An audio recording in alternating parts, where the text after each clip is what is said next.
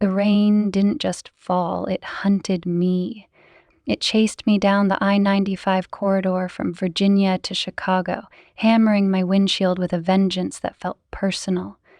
My old sedan groaned under the weight of the storm, tires slipping on slick asphalt as I gripped the wheel, knuckles white, heart pounding like it was trying to outrun the thunder. 6 hours of driving, and every mile felt like a countdown to something I couldn't name. By the time I pulled into my parents' driveway in their upscale Chicago suburb, it was past 3:00 p.m. The sky, a bruised gray that swallowed the world whole.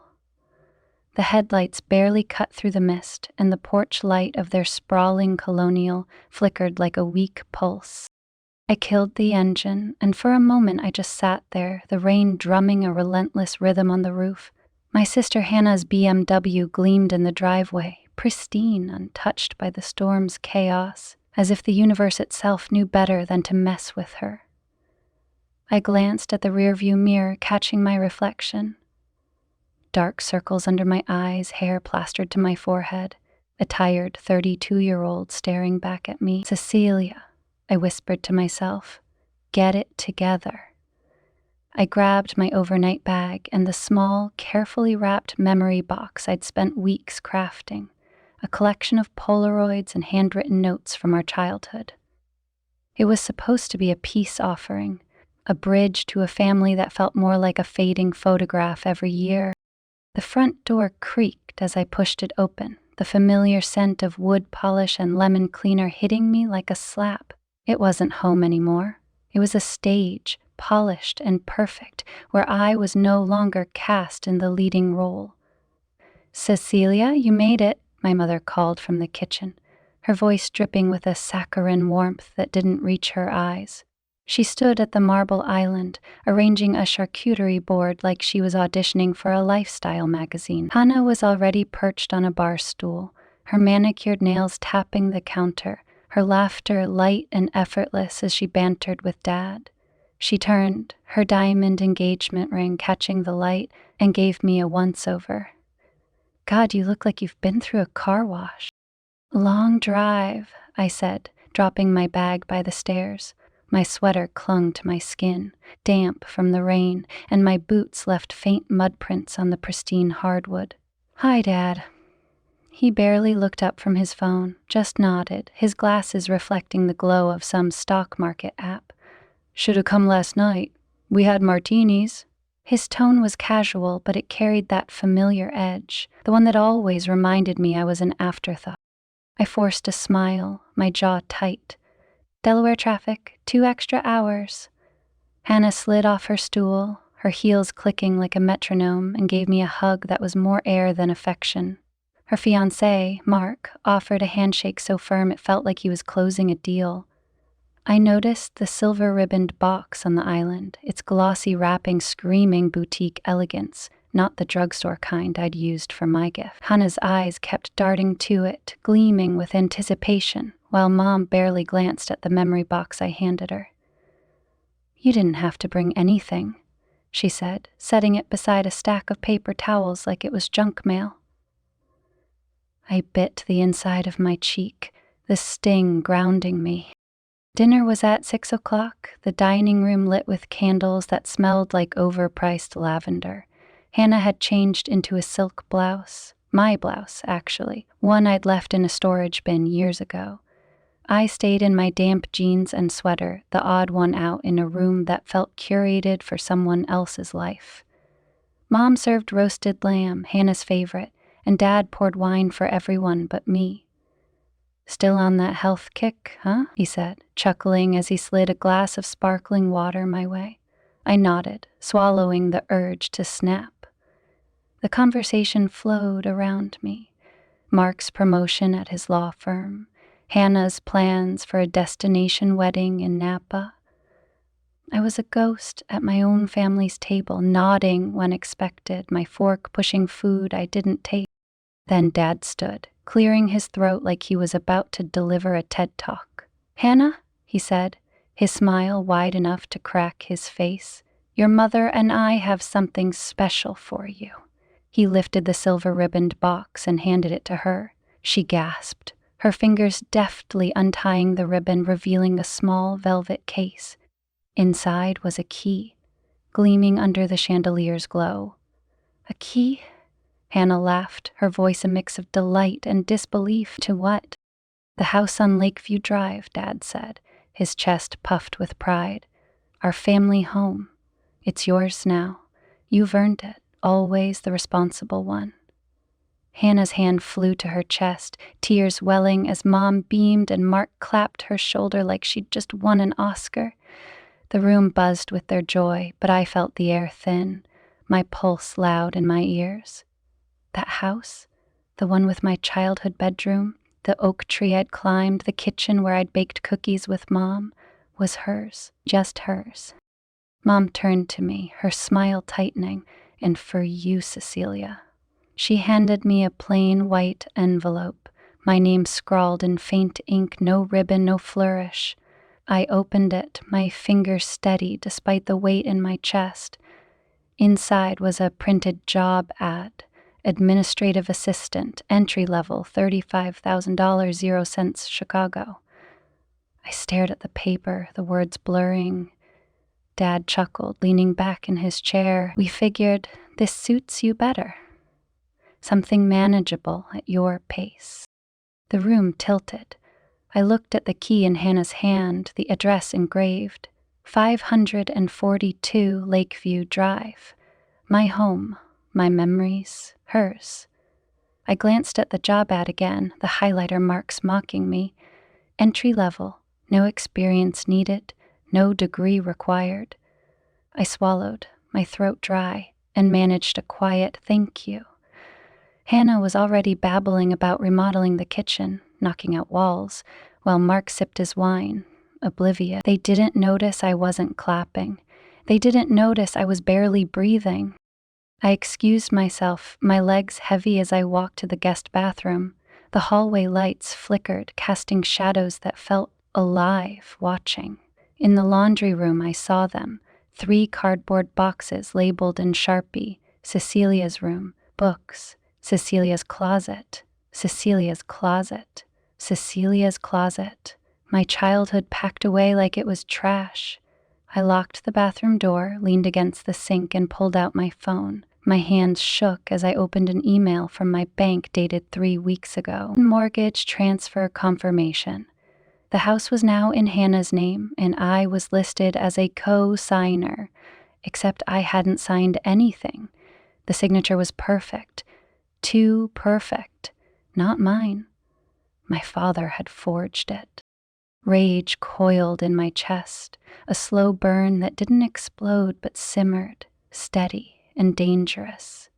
I splashed cold water on my face, dried it with a towel that smelled like my mother's perfume, and walked back out. They were laughing, Mark telling some story about a client. I grabbed my bag, mumbled about an early meeting, and headed for the door. No one stopped me. As I reached the porch, my mother's voice carried, not a whisper, but loud enough to cut. She should be grateful we even think of her. The rain had softened to a mist, the sky a deep indigo that made the streetlights glow too early. I bent down, picking up the silver ribbon that had fallen from Hannah's box, now damp and curling at the edges. I slipped it into my coat pocket, not because it was beautiful, but because it was evidence. Evidence of what they valued and what they thought I was worth. I dropped it into the ceramic dish by the door and exhaled, a breath that felt like it had been trapped in my lungs for years. Back in my cramped apartment, the silence was suffocating. Not cozy, but empty, like no one had ever waited for me here. My damp coat slumped over a chair, my boots left a trail of mud I didn't bother cleaning. The job ad sat on my coffee table, crisp and mocking, as if it hadn't survived the same dinner I had. I didn't touch it. Instead, I flicked on the coffee maker, its sputter filling the void. The aroma was supposed to comfort me, but it felt borrowed, like it belonged to someone else's life. I sank onto the couch, pulling my knees up, the draft from the window chilling my skin. My father's words echoed. Something manageable. Manageable. I wasn't invited to celebrate. I was summoned to witness. The sting of humiliation was fading, replaced by something sharper. Clarity. I reached for my journal, the leather cover worn from years of late-night confessions. My pen hovered, then scratched out memories I'd buried. Age 10, they missed my spelling bee for Hannah's cheerleading tryouts. Age 14, Mom told me to stop wearing red because it clashed with Hannah's prom dress. Age 18, they forgot my birthday dinner for Hannah's college send-off. Age 22, my college graduation photo was never framed, but Hannah's high school debate trophy sat polished on the mantel. I dropped the pen, my eyes burning but dry. My phone buzzed, breaking the silence. A text from Hannah. A photo of the mansion's foyer, marble gleaming under new lighting. Still can't believe it's mine. Can't wait for you to see it. No apology, no acknowledgement of the dinner's cruelty, just a digital flex. I started to type a reply. Enjoy it. You always get what you want. But my thumb hovered over send, then deleted it all. Instead, I opened a folder on my laptop labeled Grandpa's Estate. There it was, the original deed transfer from when he passed. My name next to Hannah's, both of us co-signers. I remembered that day, sitting at the kitchen table, Hannah twirling her pen like it was a chore, me reading every line twice. This wasn't a mistake. This was deliberate. The refrigerator hummed, grounding me. Outside, a neighbor scraped ice off their car, the sound sharp in the quiet. I printed the forged mortgage document, circled my fake signature in red ink and taped it to my door. Above it I wrote, "Know where you were erased and start there." I stepped back, staring at the words. The only thing more dangerous than a daughter they thought was invisible was one who'd stopped begging for their light. That night, my phone buzzed again. 3 missed calls, an unknown number, no voicemail. I replayed the silence, my pulse quickening. Then a message downloaded, a woman's voice, low and urgent. "He said you'd never find out, but check the safe in your father's office before it's too late." Click. My heart slammed against my ribs. I didn't know the voice, but it carried pain. Like speaking cost her something. I played it again, the words sinking deeper. He said you'd never find out. Who was she? Why now? I called Clara, my old nanny, who'd cleaned our house before Mom decided we were above hired help. She answered, her voice warm but cautious. "Cecilia, it's been years." I cut to the chase. "Did you ever see Dad forge anything? My name, maybe?"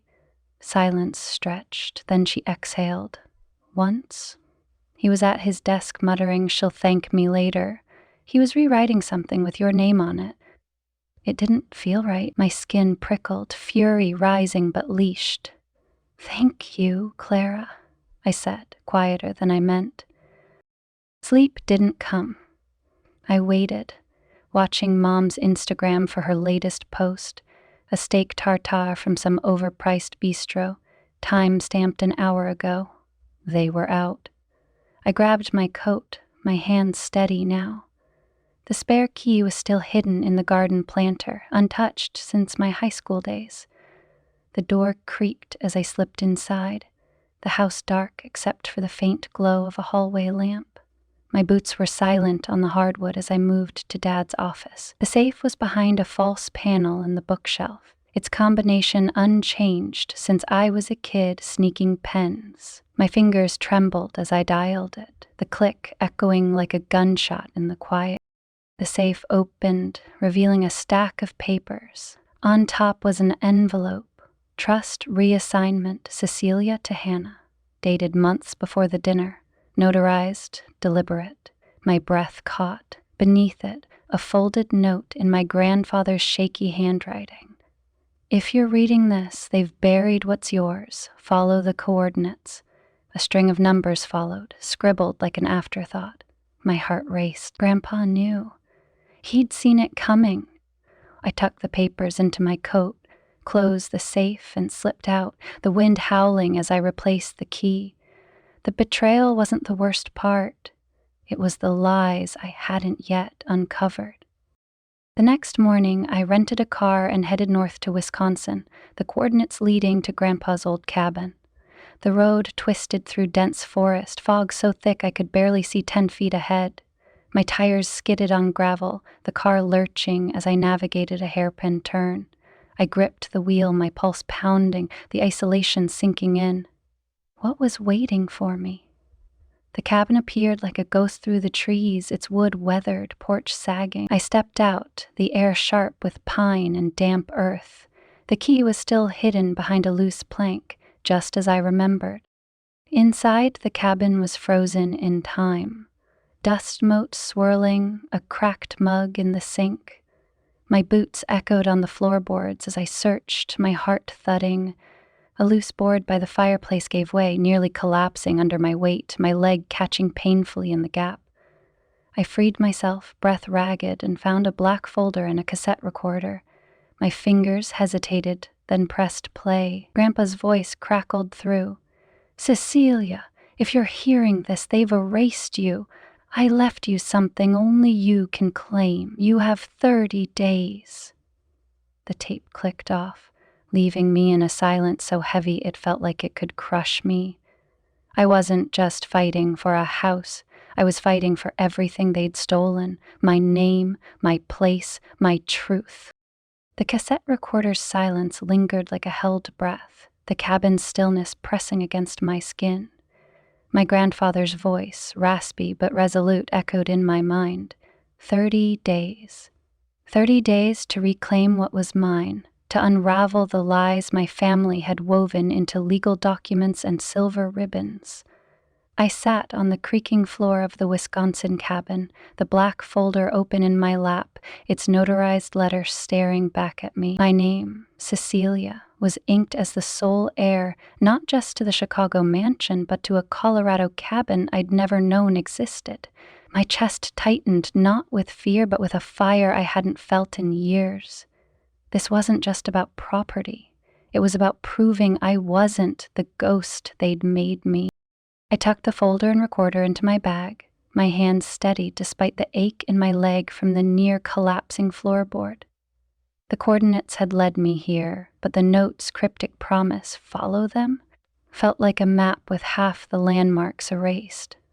I locked the cabin, the key cold in my palm, and stepped into the fog-soaked forest. The wind howled, branches clawing at the sky, and for a moment I felt exposed, like the trees themselves were watching, judging. My rental car's headlights barely pierced the mist as I navigated the gravel road back to civilization, the tires crunching like they were chewing on my resolve. Back in my motel room, the air smelled of stale coffee and mildew, but it was a sanctuary from the storm of my thoughts. I spread the documents on the bed, the notarized letter glowing under the dim lamp. Dated 10 years ago, it named me heir to both properties, with a clause. The Colorado cabin would activate only if I was defrauded or estranged. My grandfather had known. He'd seen the way my parents tilted the world toward Hannah, the way they dimmed my light to make hers shine. I traced his signature, the ink faded but unyielding, and whispered, "I'm still here, Grandpa." My phone buzzed, a sharp interruption, another missed call from the unknown number. No voicemail, just that red dot blinking like a warning. I hesitated, then replayed the message from last night. "Check the safe before it's too late."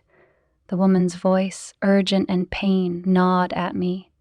Who was she? A friend? A stranger?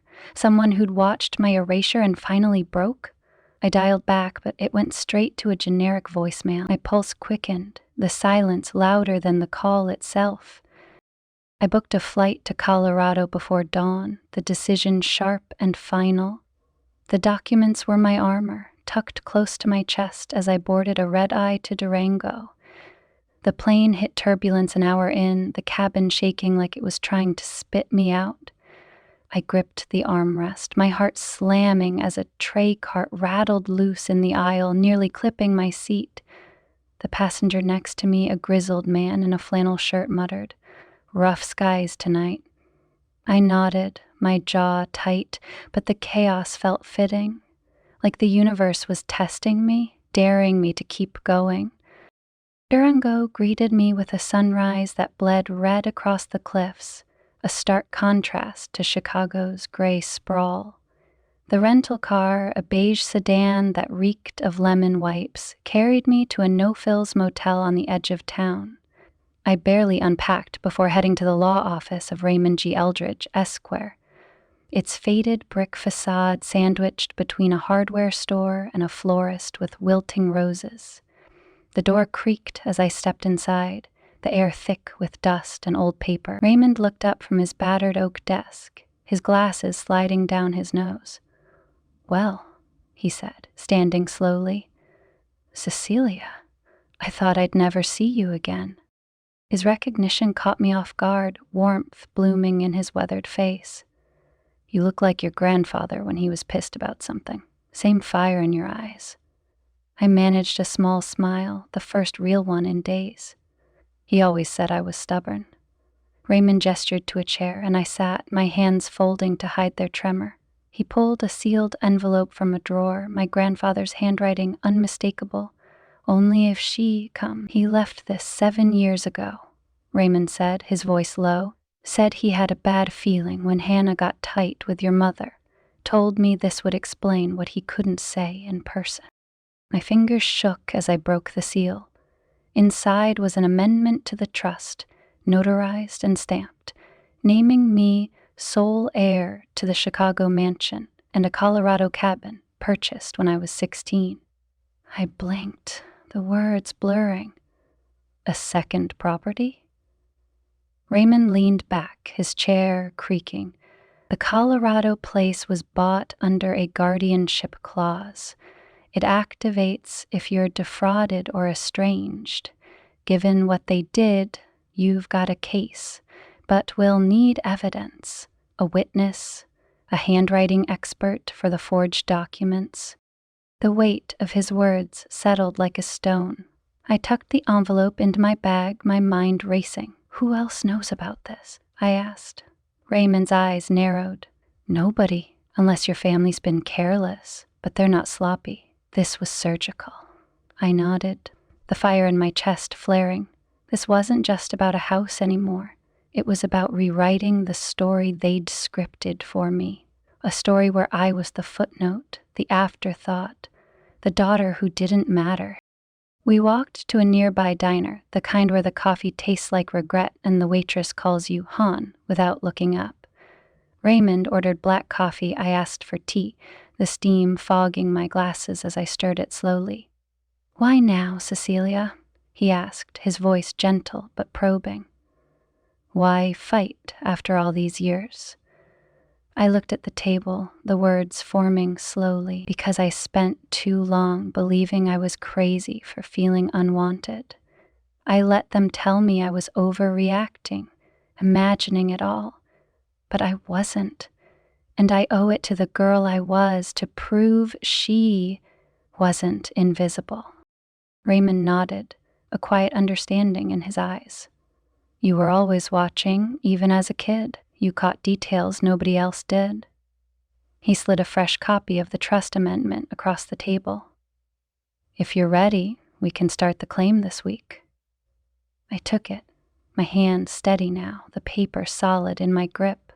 For the first time, I felt like I was holding something real, something they couldn't take. Back at the motel, I spread the documents on the bed, mapping out my next steps. The forged mortgage, the trust reassignment, the coordinates. It was a puzzle, and I was missing pieces. My phone buzzed again, this time a text from my mother. "Dinner tomorrow to celebrate Hannah's move-in. Come. No hard feelings. No warmth, no apology. Just an invitation that felt like a trap."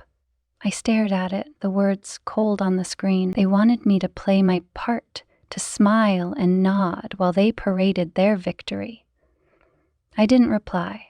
Instead, I pulled on a dark cardigan, tied my hair back, and prepared for war. The drive to Chicago was a blur. the highway stretching like a taut wire. I arrived at their house after dark, the porch light still flickering, the driveway cracked near the curb. I parked a block away, my heart pounding as I approached the garden planter. The spare key was still there, cold and heavy. I slipped inside, the house silent except for the hum of the refrigerator. My breath silent on the hardwood as I moved to the dining room, my breath shallow. I didn't bring files or jewelry, just silence, sharp and deliberate. The door swung open, my mother's voice cutting through the quiet. "Cecilia, you made it." Her tone was too sweet, her eyes scanning me like I was a problem to be managed. "You look stable." I nodded, my jaw tight. "Thanks." The table was set like a magazine spread, polished silver, cloth napkins, a centerpiece of dried eucalyptus. Hannah sat at the head, flipping her hair, wearing my old blouse like a trophy. "It's official," she said, holding up the key with its silver ribbon. "Moved in this week." Dad cleared his throat, avoiding my gaze. "Thought we'd do this right, start fresh." I sat across from them, my water glass cold in my hand. The meal was tense, the chicken dry, the conversation a performance. Halfway through, I set my fork down, my voice calm but edged. "Did you update the deed yet? Just curious." Hannah didn't flinch. "All done. It's mine now." "We didn't want it in limbo." Dad chuckled, too loud. "Had to sign a couple things for you, housekeeping." I tilted my head, my smile thin. "Did I use my left hand or right?" The handwriting analyst was curious. "The signature doesn't match my verified documents." The room froze. Hannah's knife clattered against her plate, her mouth snapping shut. Mom tried to recover, her voice sharp. "Let's not get dramatic, Cecilia. You're here. Move forward." But I was done with their script. I pulled a folder from my bag, laying it on the table with a soft thud. "This is a cease and desist order," I said, my voice steady. "It references forgery and the trust." Dad's face drained of color. Mom's mouth opened soundlessly. I leaned forward. "This is me saying no, with my actual hand." Hannah scoffed, her voice trembling. "That won't hold up. You've got nothing." I tapped my phone in my pocket. "This conversation's recorded, every word, including Dad admitting to signing for me." The air turned to glass, fragile and sharp. Hannah's eyes blazed. "You're spying? That's disgusting." I met her gaze. "You want the house? I want the truth. We've got different priorities." I stood, leaving the folder behind, and walked out before dessert. The door didn't slam. It closed quietly, a finality they couldn't ignore. Outside, the wind cut through my cardigan, but I didn't shiver. I'd lit a fuse, and the explosion was coming. 3 weeks later, I sat outside courtroom 4B in Chicago's courthouse, the air thick with dust and lemon cleaner. My attorney, Ms. Hartman, flipped through documents beside me, her silence a comfort. Across the hall, my family sat like a staged portrait. Mom clutching her purse, Dad staring at the floor, Hannah smirking like she still held the key. I didn't look at them. I didn't need to. The bailiff called us in, and the room hummed with authority. Ms. Hartman opened with precision, presenting the forensic analysis of the forged signature. "It doesn't match Cecilia's verified documents," she said, passing the report to the judge. His brow didn't move, but his stillness spoke volumes. Then Clara took the stand, her navy cardigan trembling but her voice firm. "I heard Mr. Jameson say, 'She doesn't need to be involved. We'll handle it.'" The audio followed, my father's voice damning, "We signed for you." The room went silent, even the court reporter pausing.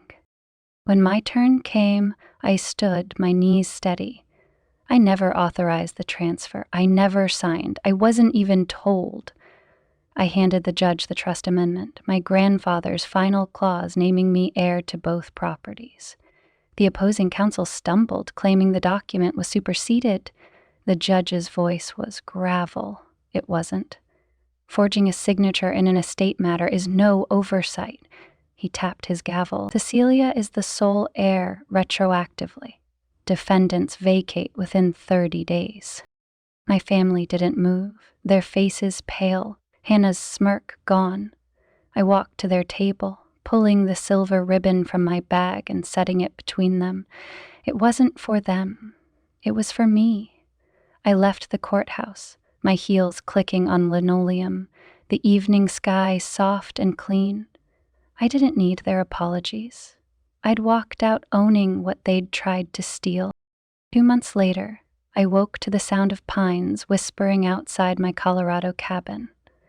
The wooden floors gleamed under morning light, my sketches framed on the walls, not for show, but for me. A neighbor's rosemary bread sat on the counter, their note simple, "Welcome home, Cecilia." It wasn't the bread that hit me. It was my name, used like I belonged. In the hallway, I opened a drawer, finding a manila folder in my grandfather's handwriting. My heart stirred as I read his words, dated weeks before he died. "Cecia, I saw how they dismissed you. I couldn't make them love you better, but I made sure they wouldn't have the final say. You don't need their key. You own the door." Tears fell, quiet and steady, not from pain, but from release. He'd known. I drove past the Chicago mansion one last time, the porch empty, a faded silver ribbon fluttering by the mailbox. I didn't stop. Back in Colorado, I placed a plain key on a shelf, labeled earned. My phone buzzed. "Mrs. Hartman. Exhibition offer in D.C. They want your series." I smiled, not for victory, but for freedom. The real key wasn't what they gave me, it was what I claimed.